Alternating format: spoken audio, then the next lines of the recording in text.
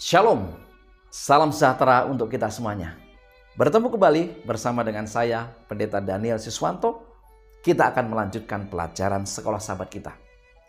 Saudara, kita telah tiba di pelajaran yang ke-12 di triwulan yang kedua di tahun 2024 ini. Satu pelajaran yang sangat penting dan menarik bagi kita. Pelajaran ini berjudul Peristiwa-peristiwa Penutupan Sejarah Dunia. Namun, sebelum kita akan memulaikan pelajaran ini, mempelajari secara utuh, mari kita berdoa, kita tunduk kepala. Tuhan Bapa yang penuh kasih, sementara kami akan mempelajari firman Tuhan melalui pelajaran sekolah sahabat, urapi kami dengan kuasa Roh Kudus-Mu.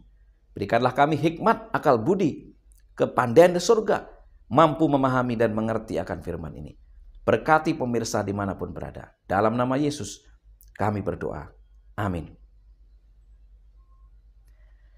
Peristiwa-peristiwa penutupan sejarah dunia. Ayat inti terdapat di dalam Amsal 23 ayat 23. Belilah kebenaran dan jangan menjualnya. Demikian juga dengan hikmat, didikan, dan pengertian. Saudara-saudara yang dikasihi Tuhan, pekan ini kita akan berfokus pada beberapa elemen kunci dari persiapan umat Allah di akhir zaman. Yang pertama, kita diingatkan bahwa firman Tuhan adalah satu-satunya pedoman yang dapat dipercaya. Firman Tuhan adalah sumber segala kebenaran dan kuasa. Yang kedua, memegang hari Sabat adalah tanda komitmen dan kesetiaan kita kepada Pencipta dan Juru Selamat kita. Dan yang ketiga, kita tidak akan pernah sendirian dalam keterlibatan kita di dalam pertentangan besar dan dalam penggenapan misi Allah untuk memberitakan Injilnya yang kekal. Bagaimana pelajaran ini secara lengkapnya? Mari kita mempelajarinya. Di pelajaran hari Minggu dengan judul Kesetiaan kepada Allah dan Firman-Nya. Saudara, Yesus adalah sumber segala kebenaran. Dia mengatakan, "Akulah jalan dan kebenaran dan hidup." Yohanes 14 ayat 6. Kebenaran yang membebaskan kita dari tipu daya iblis dapat ditemukan dalam firman Allah. Kitab suci membuka kedok strategi iblis dan menyingkapkan rencana Allah. Kitab suci adalah pelita bagi kita, bagi kaki kita. Mazmur 119 ayat 105. Yang kedua, nubuatan-nubuatan firman Allah menerangi jalan di depan kita. Nubuatan-nubuatan itu menolong kita untuk membedakan kebenaran dari kesalahan. Tanpa kitab suci, kita akan diserahkan kepada keinginan pendapat manusia dan dengan demikian mudah untuk menipu kita. 2 Petrus 1 ayat 16 sampai dengan 21. Yang ketiga, pena inspirasi hamba Tuhan Ellen G. White menuliskan, umat Allah dituntun kepada kitab suci sebagai perlindungan mereka terhadap pengaruh guru-guru palsu dan kuasa yang menipu dari roh-roh kegelapan. Setan menggunakan setiap sarana yang mungkin untuk mencegah manusia memperoleh pengetahuan mengenai kitab suci. Karena kata-kata kitab suci yang jelas mengungkapkan penipuannya. Lebih lanjut, pena inspirasi menekankan, penipuan besar terakhir akan segera digelar di hadapan kita. Antikristus akan melakukan pekerjaan-pekerjaannya yang mengherankan di depan mata kita. Begitu miripnya pemalsuan itu dengan yang aslinya, sehingga mustahil untuk membedakannya kecuali oleh kitab suci. Hanya mereka yang telah membentengi pikirannya dengan kebenaran-kebenaran kitab suci yang akan bertahan melewati pertentangan besar terakhir itu.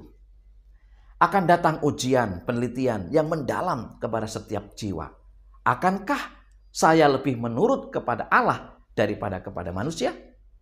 Bahkan saat yang menentukan sekarang sudah datang. Apakah kaki kita berpijak kukuh di atas batu karang firman Allah yang tak berubah itu? Apakah kita bersedia untuk berdiri teguh mempertahankan perintah-perintah Allah dan iman kepada Yesus? Ditulis dalam buku Kemenangan Akhir halaman 503. Di pelajaran hari Senin dengan judul Dimeteraikan untuk Surga. Salah satu hal yang menarik bagi umat Allah di pertempuran-pertentangan besar di akhir zaman adalah tentang pemeteraian. Beberapa poin yang perlu kita pelajari adalah yang pertama, di dalam hukum keempat, Keluaran 20 ayat 8 sampai dengan 11, kita melihat 3 elemen dari sebuah meterai yang otentik. Yang pertama adalah nama dari pemilik meterai. Siapa namanya? Tuhan Allahmu. Ini berdasarkan Keluaran 20 ayat 8 sampai dengan 11. Yang kedua, gelarnya, yaitu Dia yang menjadikan, artinya Sang Pencipta. Dan yang ketiga, wilayah kekuasaannya. Di mana? Langit dan bumi, laut dan segala isinya. Saudara, meterai kadang-kadang disebut tanda di dalam kitab suci, seperti tertulis dalam Roma 4 ayat 11. Kedua kata tersebut dapat dipertukarkan sebagai tanda atau meterai Allah di dalam inti hukum Allah. Hari Sabat menjadi pusat dari konflik terakhir mengenai penyembahan. Saudara bisa membaca secara lengkap dalam Yeskiel 20 ayat 12 dan juga ayat 20 dan Wahyu 12 ayat yang ke-17. Yang kedua, meterai Allah ditempatkan di dahi. Wahyu 7 ayat 3. Dahi adalah simbol pikiran dan mewakili keputusan yang diambil secara sadar. Yang ketiga, tanda binatang itu diterima baik di dahi atau di tangan.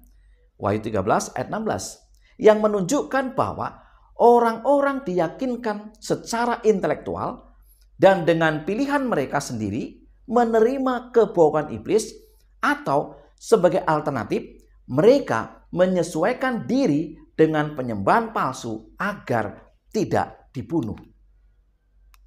Yang keempat, pertentangan besar antara Kristus dan iblis akan mencapai puncaknya ketika naga atau iblis atau setan berperang melawan umat sisa yang percaya, yang menuruti perintah Allah dan iman kepada Yesus. Wahyu 14 ayat 12. Dan yang kelima, kesetiaan setiap hari kepada Tuhan adalah kunci untuk bersiap diri ketika krisis terakhir tiba. Di pelajaran hari Selasa dengan judul Kepada Siapa Kita Menyembah, ada beberapa poin penting yang perlu kita ketahui tentang siapa yang harus kita sembah. Yang pertama, poin pertama, di akhir zaman pertentangan besar akan terjadi secara dramatis mengenai penyembahan. Apakah kita menyembah Sang Pencipta atau menyembah binatang dan patungnya? Tidak ada jalan tengah. Yang kedua, penciptaan adalah dasar penyembahan yang benar. Wahyu 4 ayat 11. Iblis membenci Sang Pencipta dan telah berusaha melalui kekuatan duniawi untuk mengubah hari Sabat, peringatan penciptaan. Daniel 7 ayat 25. Konflik yang akan datang atas hukum Allah berfokus pada otoritas. Jika iblis dapat menghapuskan ibadah Sabat, ia akan menyatakan bahwa otoritasnya lebih besar daripada otoritas Allah. Untuk mencapai hal itu, iblis akan berusaha meyakinkan atau memaksa seluruh dunia untuk menerima Sabat palsu. Yang ketiga, betapapun sulitnya sekarang untuk melihat hal ini terjadi, seperti yang telah kita catat sebelumnya, dunia sedang berubah secara dramatis. Krisis COVID-19 menunjukkan kepada kita bahwa dalam semalam pun dunia kita bisa menjadi tempat yang berbeda. Meskipun kita tidak tahu detail yang mengarah pada tanda binatang itu, namun tidak terlalu sulit untuk membayangkannya. Saudara-saudara yang dikasihi Tuhan, dunia ini sangat tidak stabil. Dan dengan teknologi yang luar biasa di luar sana, apa yang diperingatkan oleh kitab suci memang bisa saja terjadi lebih cepat daripada yang kita bayangkan sekarang ini. Poin yang keempat, betapapun banyak yang kita belum ketahui tentang bagaimana persisnya peristiwa-peristiwa terakhir akan terjadi.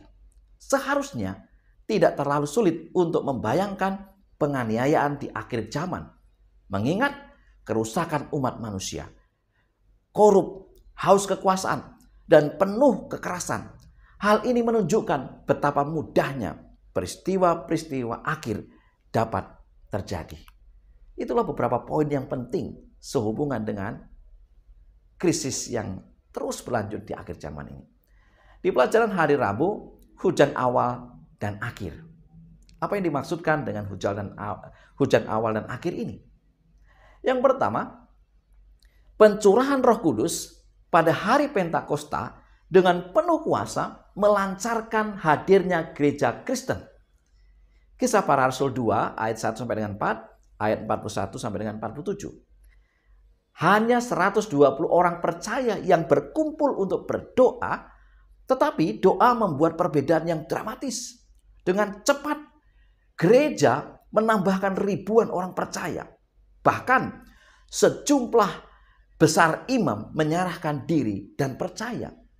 Kita dapat temukan itu dalam Kisah Para Rasul 6 ayat yang ke-7. Yang kedua, ketika para murid dianiaya dengan kejam di Yerusalem, mereka pergi dan tersebar ke berbagai daerah di luar kota Yerusalem.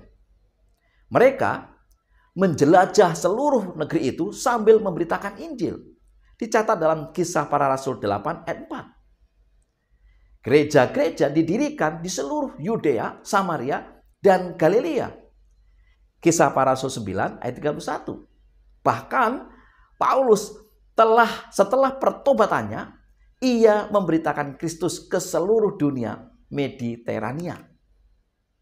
Yang ketiga, melalui kuasa Roh Kudus, para murid mencapai dunia yang dikenal saat itu dalam waktu yang relatif singkat. Nubuatan Yoel tentang hujan awal digenapi pada hari Pentakosta. Tetapi hujan akhir akan turun dengan kuasa yang lebih besar untuk mempersiapkan tuaian akhir bumi. Yoel 2 ayat 21 sampai dengan 24. Dan yang keempat, ini didasarkan atas penekanan tulisan Ellen G. White.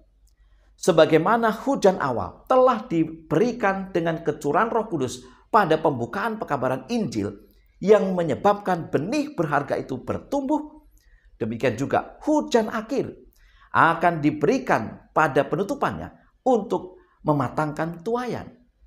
Pekerjaan besar pengabaran Injil tidak akan ditutup dengan manifestasi kuasa Allah yang kurang dari yang menandai pembukaan penyiarannya.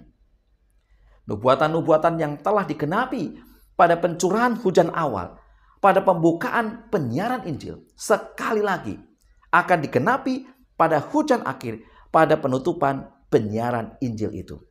Kemenangan akhir, halaman 517 dan 518. Di pelajaran hari Kamis dengan judul Seruan Nyaring. Saudara-saudara yang dikasihi Tuhan, apa yang dimaksudkan dengan seruan nyaring ini? Bagaimana realisasi daripada seruan nyaring ini?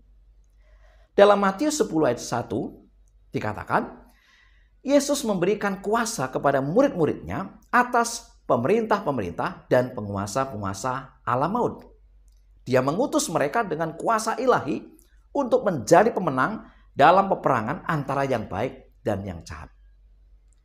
Dalam Matius 28, Yesus sekali lagi mengutus mereka dengan segala kuasa di sorga dan di bumi untuk pergilah, jadikanlah semua bangsa muridku. Matius 28 ayat 18 sampai dengan 19. Pada akhir zaman, Roh Kudus akan dicurahkan dengan kuasa yang belum pernah terjadi sebelumnya. Wahyu 18 ayat 1 sampai dengan 4. dan Injil akan disebarkan dengan cepat sampai ke ujung bumi. Ribuan orang akan bertobat dalam satu hari dan kasih karunia Tuhan serta kebenaran akan berdampak pada seluruh planet ini.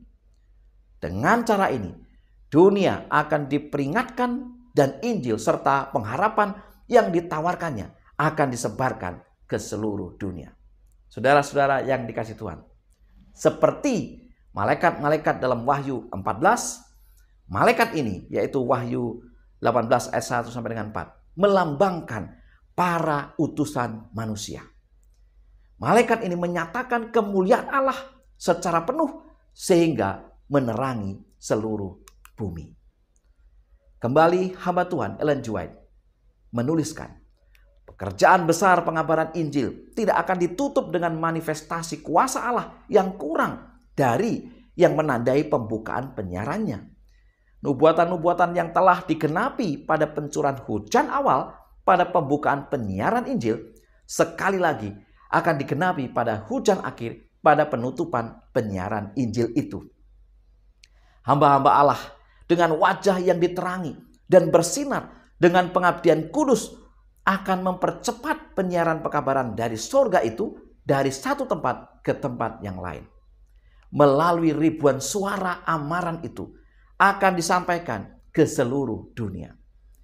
Mujizat-mujizat akan diadakan, orang sakit disembuhkan, dan tanda-tanda ajaib akan menyertai orang-orang yang percaya. Demikian dituliskan hamba Tuhan Ellen G. White dalam Kemenangan Akhir halaman 518. Saudara-saudara yang dikasihi Tuhan, sebagai kesimpulan pelajaran sekolah sahabat kita. Yang pertama, tanpa kitab suci, kita akan diserahkan kepada keinginan pendapat manusia dan dengan demikian kita mudah tertipu. Yang kedua, kesetiaan setiap hari kepada Tuhan adalah kunci untuk bersiap diri ketika krisis terakhir tiba. Yang ketiga, di akhir zaman pertentangan besar akan terjadi secara dramatis mengenai penyembahan.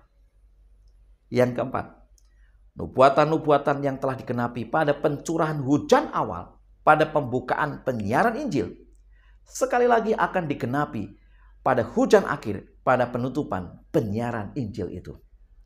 Dan yang kelima, Yesus mengutus para muridnya dengan kuasa ilahi untuk menjadi pemenang dalam peperangan antara yang baik dan yang jahat. Inilah pelajaran sekolah sahabat yang bisa saya bagikan. Apakah kita bersiap di dalam kondisi keimanan kita, kerohanian kita, di dalam menantikan kedatangan Yesus yang tidak lama lagi? Saat ini adalah saat-saat terakhir di mana seruan nyaring harus dikumandangkan oleh umat-umat Allah yang setia, yang tetap berdiri kepada kebenaran firman Tuhan. Mari kita tunduk kepala dan berdoa. Bapa di surga, mohon hikmat akal budi dari surga. Roh Kudus Tuhan, urapi kami, mampukan kami untuk mengerti dan memahami firman ini. Mampukan kami untuk menjadi alat Tuhan, menjadi sarana Tuhan untuk pekerjaan penyiaran Injil, menyampaikan kabar sukacita, kabar keselamatan ke seluruh dunia. Berkati umat-umat Tuhan dimanapun mereka berada. Terima kasih ya Tuhan, ampunilah pelanggaran dosa kami. Dalam nama Yesus kami berdoa. Amin. Saudara-saudara yang dikasihi Tuhan, kiranya pelajaran ini boleh membantu kita di dalam mempelajari akan pelajaran firman Tuhan, pelajaran sekolah sahabat kita. Kita bertemu di pelajaran berikutnya pekan depan. Selamat sahabat, selamat belajar. Tuhan memberkati kita.